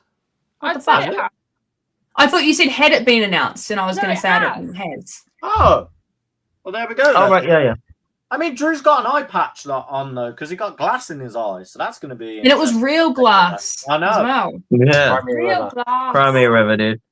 Yeah. Anyway, let's get this close to getting wrapped up because we're like an hour and a half in. Okay, so what ones we still got left? We've got Jacob and There's certain matches that I didn't want to go through all of them, but there were certain points that I wanted to make about certain matches, and like one of the main points I wanted to bring up was the big triple threat match that's going to be the main event. I'm talking obviously Roman Reigns versus Seth versus CM Punk.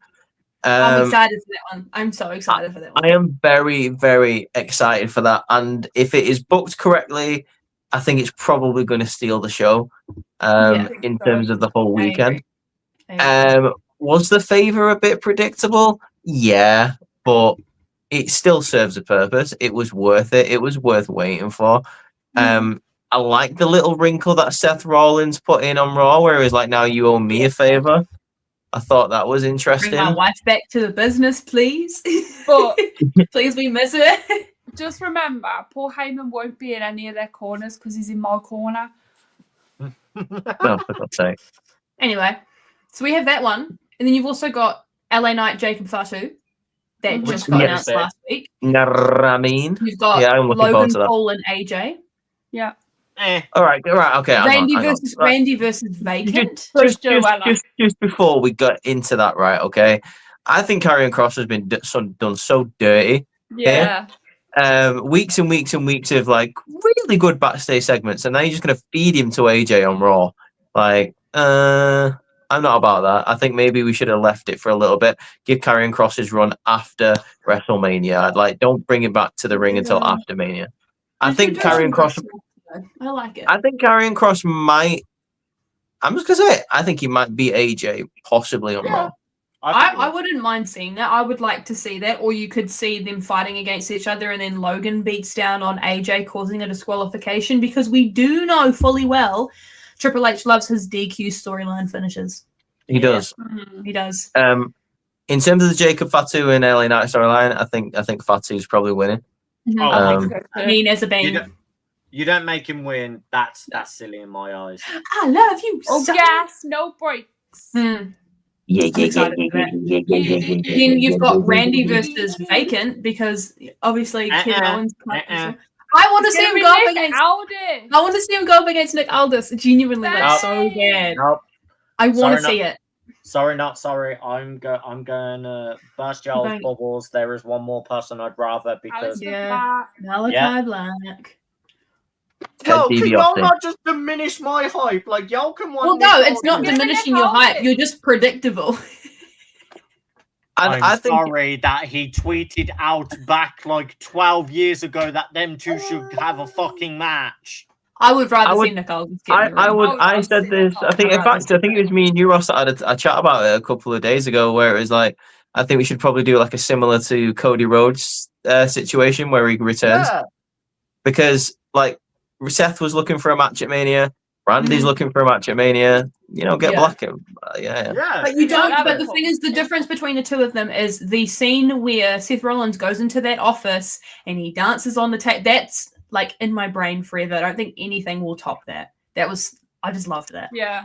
Randy Orton could do that. Randy Orton could do that thing where, you know, that when he jumped up in the air and like did the splits in the air, he could do that on the table. Yes. What else have we not spoken about match wise? We haven't spoken Cody about Cena, baby. We haven't also spoken about Rhea and Io and Bianca. We've glazed over it. I'm. This might be controversial. I'm happy with the way that's going right now. Yeah. I'm excited for that match, and I think it's like people are kind of falling for it a little bit. Like, the cutting Io out of the thing, like they're not doing this and that with Io. And I was like, yeah, that's the point. They're overlooking her. That's the point. Yeah. Yeah, like they're think- underestimating her, just like Gunther's underestimating Jay. Like They're they don't think. focusing on the wrong goal. Yeah, Yeah. exactly. And also the crowd is focusing on making Bianca the bad guy in all of this. So I actually I don't think WWE is fully going to turn her heel. I think they see too much value in her. However, I would like to see her tap into that anger when it's needed. And I think it's justified in this moment, And also, I've seen a lot of people make the comparison for when Rock went up against Stone Cold, he wasn't fully a heel, but in that point where he was going up against the likes of a Stone Cold, because everybody loved Stone Cold, Rock was kind of that heel in that story. I feel like if we are eventually going to get the match of the Titans, that being Rhea and Bianca, you can use that template of Stone Cold and Rock to make that match happen potentially at next year's WrestleMania. I don't know if that's too much of a comparison or if that's something that we shouldn't be doing, but I think, this story can be told and then we can see a year's worth of story build up for next year's Mania for the likes of a Bianca and Rhea. What do you think, guys? Just one I could see that. more Yeah. fight and I'll be history. No, I'm serious though, because we haven't seen Yeah. them go up against each other in a one-on-one capacity. And if these are your two top women within the industry, you want to save a big match like that for the grandest stage of them all. I agree. Absolutely. Like WrestleMania, That although would feed families. I think it's either going to be that next year, I think, or her versus Jade. Like it's going to be one of those, isn't it? Like you can probably tell You that. could save Jade for a SummerSlam though, surely, right? I agree. I agree. I don't think that should be a Mania match, but you know what WWE's like. But yeah, I could see that. But yeah, is there anything else that we all want to talk about? I mean, I feel like we've covered quite a lot of Mania. That's Cena and Cody. Do we want to talk about Cena and Cody? Like, have we got anything bad to say about it? I should keep that until next week. Do we think it's been dragged out? I don't. I think it's been all right. And I think it's been all right. I will say this. There's one thing that I will say about it. Okay, and I got a lot of hate for this when I brought it up in a Discord. I really thought Cody was really exposed in that promo battle, and it really showed that he's just not on Cena's level, and he is not the main event guy that we think he is. And Ross, I'm sorry you might disagree with me because I know how much you like Cody, but sometimes a promo that has been worked on, planned, prepared in a speech kind of way can get absolutely matted out by a guy who is just better on the microphone than you. Yeah. And I think it was really, really shown here the way Cena kind of did an 8 Mile on him and said everything that Cody was probably going to bring up and say. He dressed him down in an amazing way where he's like, I make money for billionaires. You just take money from their kids. You couldn't like that was one of the best lines that he did. And Cody's response to that was, you got more balls in your promo than you do in your jorts. And I was like, you've just proven Cena right. Like Cena just said, I don't need to cuss or say anything wild to basically make you look like a chump, and he didn't. And then Cody just played himself. Like I don't know how else to say it. But I'm going to flip that narrative, and I want people to stop giving Cody absolute dog shit for the response he did, because I'm sorry, the fact he got called a Nepo, like Cody was getting called a Nepo baby, and the fact he steals from billionaires, and that he's like made to be the guy. Sorry, the fact of he openly called out Cena being like, yeah, but you were picked from a guy in the office that doesn't even work here anymore, was a very strong response, because Cody has gone out, done indie wrestling, rebuilt himself from the ground up, whereas Cena's always been a WWE guy. So for Cody to give the response, if we're going to talk about anyone being corporately made, it's going to be Cena, and that is factual. It's not something that can be hidden from that. And I think that needs to be looked at more in that promo, because so many people glossed over it, because rightfully, as you said, the way Cena spoke within the promo, the delivery he did, you were entranced more with what Cena was saying. And I feel like on first listen, a lot of people are going to go amiss of what Cody's point was there. Of he even insulted himself. Cody even went, well, yeah, I didn't get over in one company. I came here, but I made myself here. I made it known. Yeah. I've been enjoying the promos, and I definitely have said to you guys, like, even when we were talking about Chamber in our group chat, I was like, look, I'm totally down for a John Cena heel turn. I have just become a wrestling fan who loves the story side of things, and I need to know why something's happening. If you give me a good why, signed, sealed, delivered, I'll take the story. But if you don't explain why somebody's done something, I'm more likely to question things, poke holes in the story, poke holes in what's happened. I just am somebody who really needs to know, like, why this has been done. And most of the times I'm totally down for it. But one thing I want to pose to you guys question-wise is, obviously, we haven't seen The Rock come towards anything to do with WrestleMania since the turn at Elimination Chamber. We haven't. I don't think we've heard him be referenced on in promos or anything from either of them since this whole heel turn has gone down. Do you guys see The Rock coming out at WrestleMania to help Cena, potentially win the title off of Cody? Do you think he has any involvement in the match? What do you guys think? I'd love to know, because I'm just as confused as you guys are about the whole thing. I think he will. I think what we need from The Rock is, before the match starts, he's the one who makes his entrance first, and he just. I'm not, I don't want him on commentary, but I want him to come up and just take a seat. Yeah. And just to spectate. Yeah, and then just watch the match up until the time when we need him. I think that's where we need The Rock. I don't think it needs to be that complicated.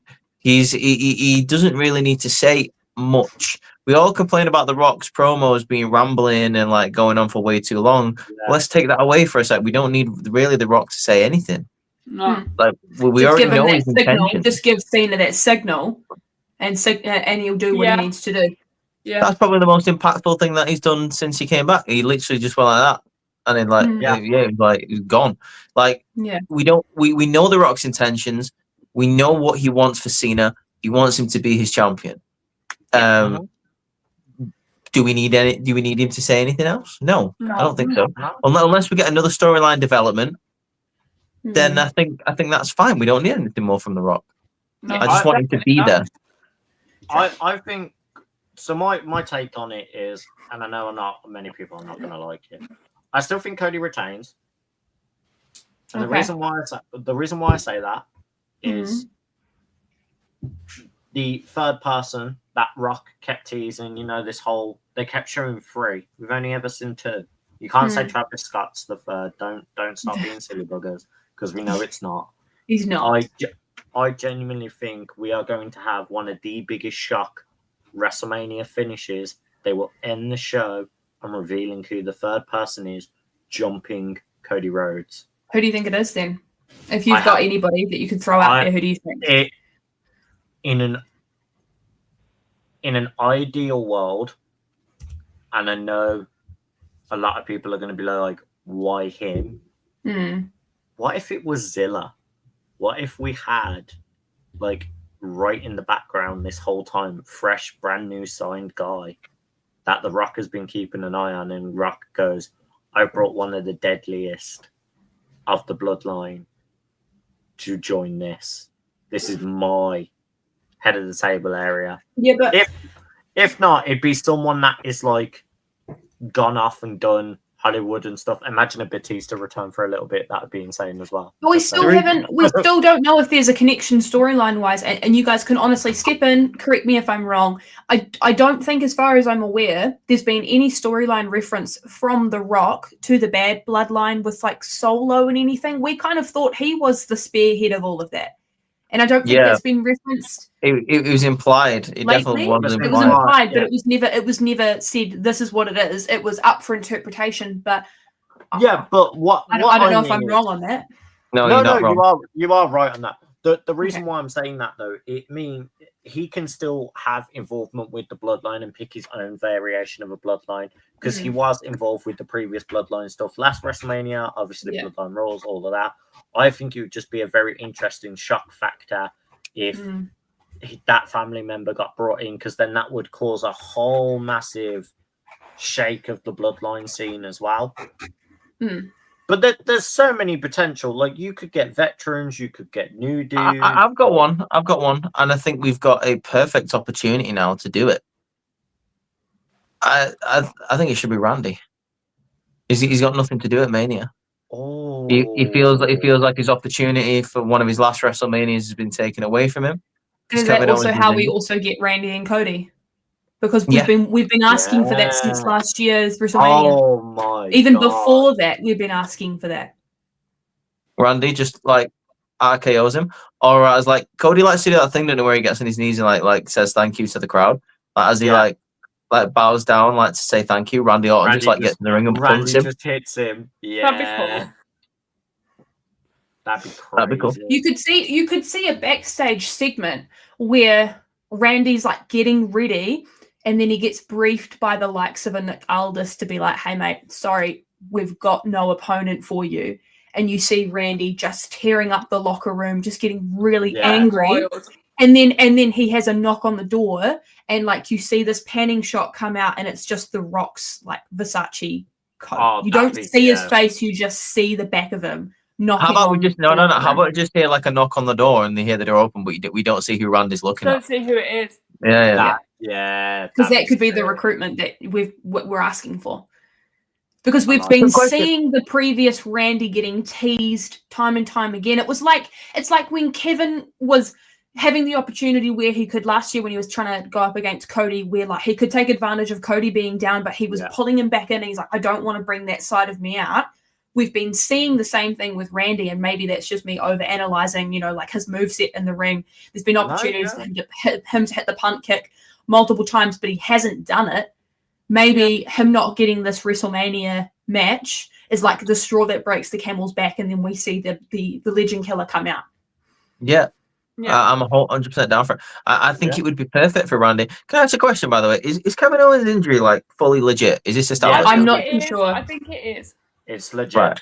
I know he's just done an interview with Chris Van Vliet. I haven't listened to it yet, so maybe he references it in the podcast. I have to go back and listen to it today. I haven't listened to it yet. I was going to say, because I was going to say, hypothetically, if it wasn't, then we could make a storyline out of that where, like, The Rock paid off the doctors to make him unclear, so he's like kind of fresh for Mania, and even if we want to make the injury like a thing, like. He said, like, the whole story could be like, I owe Dwayne everything. He paid for the best doctors to do my neck surgery, and I'm loyal to, like, Dwayne now.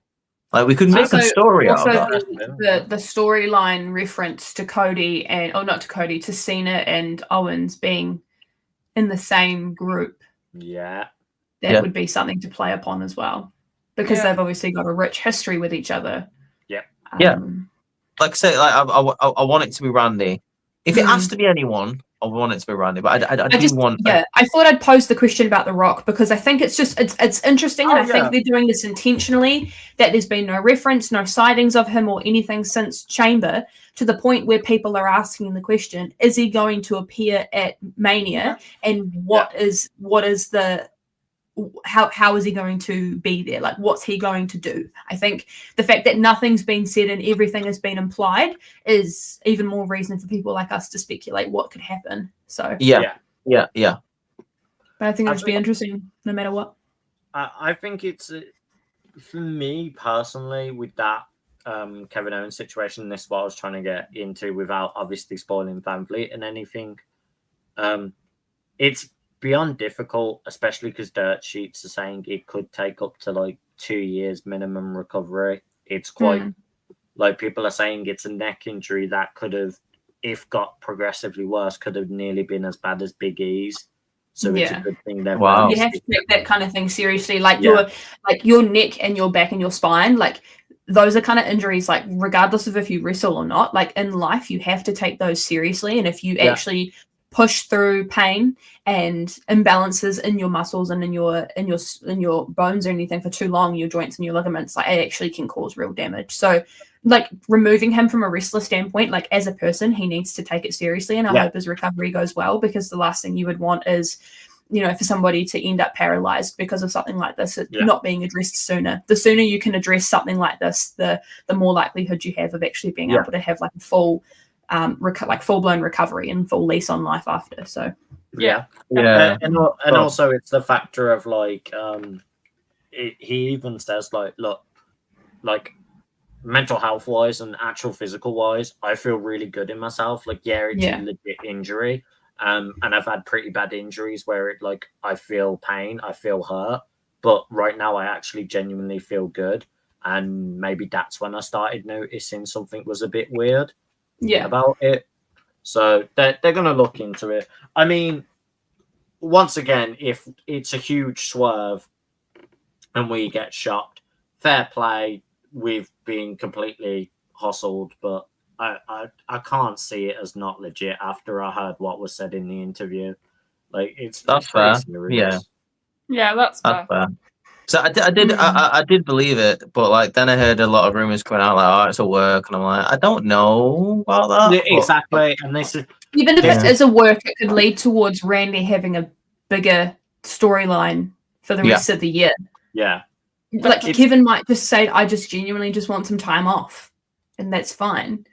But if it helps towards Randy's story increasing in stock and him getting something not better out of it, but him getting an opportunity out of this is definitely something that like we should be encouraging. If that's the fallout from this, Randy doesn't have an opponent. All right, let's find a really good story for him moving forward. Yeah. Keep him in the conversation. Yeah. But yeah.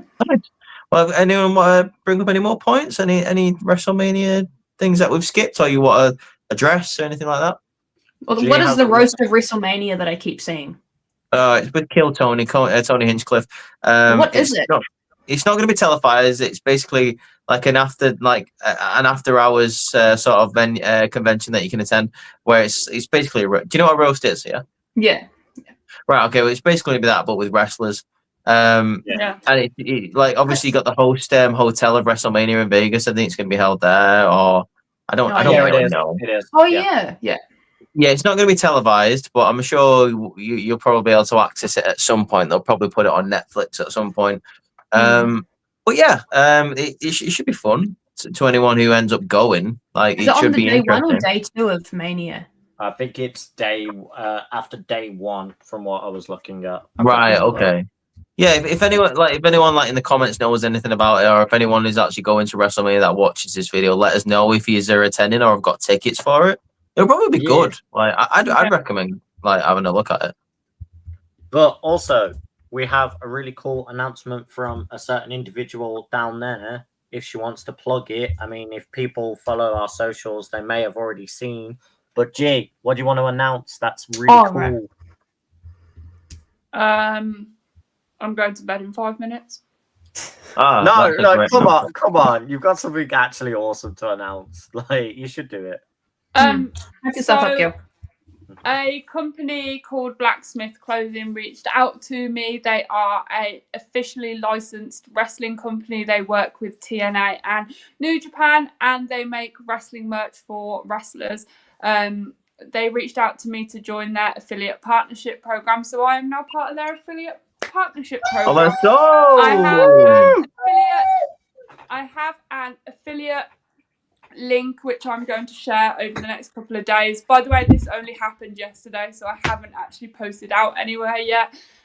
So I have a affiliate link which when you purchase from, I get a small commission, but I also have a 15% discount code as well. Yeah, so go ahead and support G when she gives out the links and everything, guys. Come on. Yeah. Hell yeah. That's so cool though. I was gonna say it's such a huge plug because like Blacksmith is something like I actively wear a lot, and their quality is some of the best for wrestling jerseys, everything like that. And you've seen them on television, like they've actually been shown on like NXT's Rascals walked out with their jerseys on. Will Ospreay has walked out with his Blacksmith jersey multiple times on AEW, so they are very noticed. Yeah. Nice. Just going back to the thing about the WrestleMania roast, it's on Sunday the 20th of April, so that's obviously night 2 Oh, it's of night Mania 2 then. Oh, at okay. 10 p.m. Oh, okay. And it's at that same hotel that they have the Hall of Fame at. Right. Yeah, Okay. that Nice. makes Nice. sense. Okay then. Be interesting though. It will. It will be interesting. I'm sure we'll probably see some clips come out of it. Someone will have a phone when they're watching it or some shit. Sure, there'll be some on socials. It's not like you won't get to see anything of it. Yeah, 100%. 100%. Anything else, guys? No, Don't you think can so. wrap us up, bro. Damn. Well, guys, it's been absolutely amazing having a podcast just talking about WrestleMania, the road to WrestleMania. I thought it was important to get us all caught up, to get our thoughts out there, to think like, what the storylines head into WrestleMania are going to be like. It's been nice to get that all aired out. Congratulations to G on the affiliate link. Just like Will Ospreay, you can be elevated and buy some of that merch with her discount code. Make sure you go check that out when she drops the link in a couple of days. Make sure you check out our podcast next week because it's obviously going to be WrestleMania predictions. I do just want to give a quick shout out to AEW Dynasty. If you've not seen it, people are calling it a bad show for some reason. Maybe the ending was a bit meh. Yeah, the ending. But people are calling it like a show that is worth missing. And I'm like, what show are you watching? Just because like you had like 5 minutes at the end, that was a bit rubbish. That means you have to avoid the rest of the show, which was absolutely incredible. So a couple of shout outs on that show. Obviously, the actual main event between Swerve and Moxley was a great match. We had the amazing triple threat with Speedball, Ricochet, and Kenny Omega, which was an amazing title bout. And the opening match, shout out Will Ospreay versus Kevin Knight. Those are my 3 picks from that pay-per-view. Again, I mentioned before Lyra Valkyria versus Bayley or more. Make sure you go check that out. Next week, we have got NXT Stand and Deliver predictions because we've got Stand and Deliver on the Saturday. So make sure you look out for that. That is going to be happening on the Wednesday before the podcast. But for now, guys, make sure you subscribe to the channel. Make sure you like the video, hit the thumbs up, and click the bell so you never miss one of our videos. Happy WrestleMania week in a couple of days. But for now, Deuces. deuces. Dude. Deuces.